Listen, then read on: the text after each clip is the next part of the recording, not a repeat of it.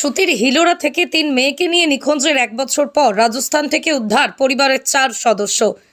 2023 সালের অগাস্ট মাসের প্রথম দিকে 3 নাবালিকা মেয়েকে নিয়ে বাড়ি থেকে রহস্যজনকভাবেই নিখোঁজ হয়েছিলেন মুর্শিদাবাদের সুতি থানার হিলোরা গ্রামের এক মহিলা।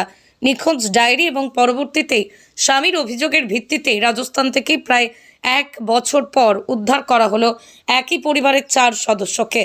জঙ্গিপুর পুলিশ জেলার অন্তর্গত সুতি থানার পুলিশের তৎপরতায় উদ্ধার করা সম্ভব হয়েছে তাদের। বৃহস্পতিবার তাদের জঙ্গিপুর আদালতে পাঠানো হয়। এদিকে নিখোঁজের ঘটনায় ওই মহিলার স্বামী কর্ণ ঘোষের অভিযোগের ভিত্তিতে মেয়ে স্ত্রীকে অপহরণ করার অভিযোগে বিশ্বজিৎ চক্রবর্তী নামে বীরভূমের পায়কড় থানার অন্তর্গত জাজিক গ্রামের এক বাসিন্দাকে গ্রেপ্তার করেছে পুলিশ। তাদের সংবাদ মাধ্যমের ক্যামেরার সামনে উদ্ধার হওয়া মহিলার দাবি, স্বেচ্ছায় বিশ্বজিৎ চক্রবর্তীর সঙ্গে রাজস্থানে 3 মেয়ে নিয়ে গিয়েছিলেন এবং থাকছিলেন তারা।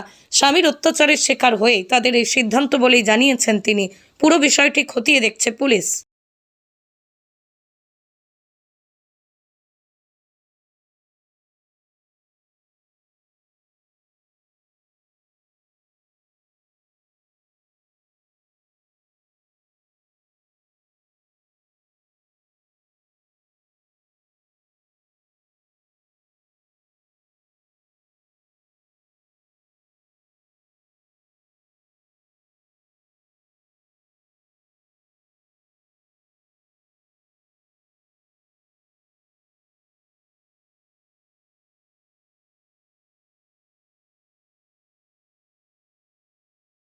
কেন?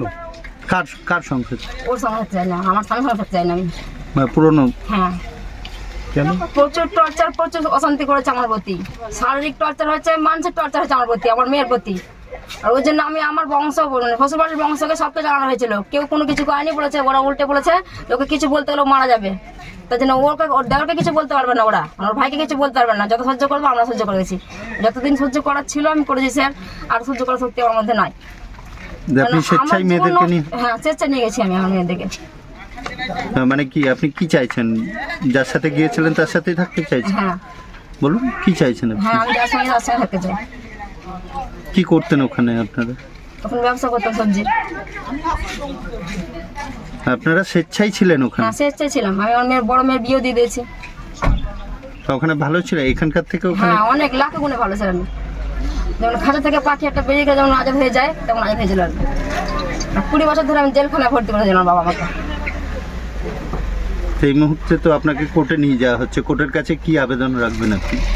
হ্যাঁ, এটাই আবেদন, যেটা আপনাদেরকে বললাম এটাই আবেদন আমার। আপনার নাম? সান্তনা ঘোষ। কতদিন আগে চলে গেছিলেন? 1 বছর আগে। কিভাবে পরিচয় হলো আপনাদের দুজনে? ও তো আমাদের বাড়িতে যাওয়া আসা ছিল। আমার 4 বছর থেকে আমার মেয়েটা অসুস্থ, অসুখ আছে ওর। আমার মেয়েকে নিয়ে যাওয়া আসা ওই করতো, ডাক্তার দেখাতো। কে? ওই যে যার সঙ্গে আমি গেছি। উনি সব দায়িত্ব পালন করতেন? হ্যাঁ, সব দায়িত্ব পালন করেছে উনি।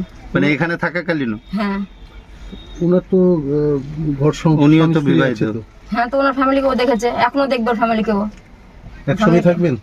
একসঙ্গে না থাকলে আমরা আলাদা ঘরে থাকবো, কিন্তু ওর ফ্যামিলিকেও ছাড়বে না, ওর ফ্যামিলিকেও দেখবে। ওর ফ্যামিলিকেও ঠিক দেখবে, সেটা ওর স্ত্রী বুঝে নেবে। আপনার নাম? আমার নাম সান্তনা ঘোষ। এখান থেকে 4জনকে আপনারা রিকভারি করে নিয়ে এসেছেন, মিসিং ছিল মা এবং মেয়ে। এই বিষয়টা যদি একটু বলতেন।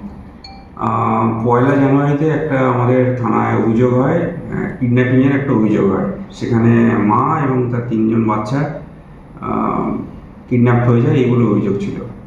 তো অনেকদিন ধরে ট্র্যাক করে খোঁজ করে রাজস্থান থেকে সবাইকে উদ্ধার করা হয়েছে, আজকে ফিরে এসছে।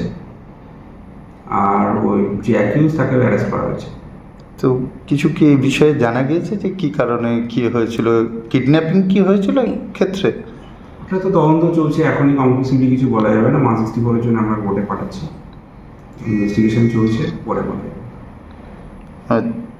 4জনই উদ্ধার হয়েছেন এবং যার সাথে গিয়েছিলেন তিনি উদ্ধার? 4 উদ্ধার হয়েছে।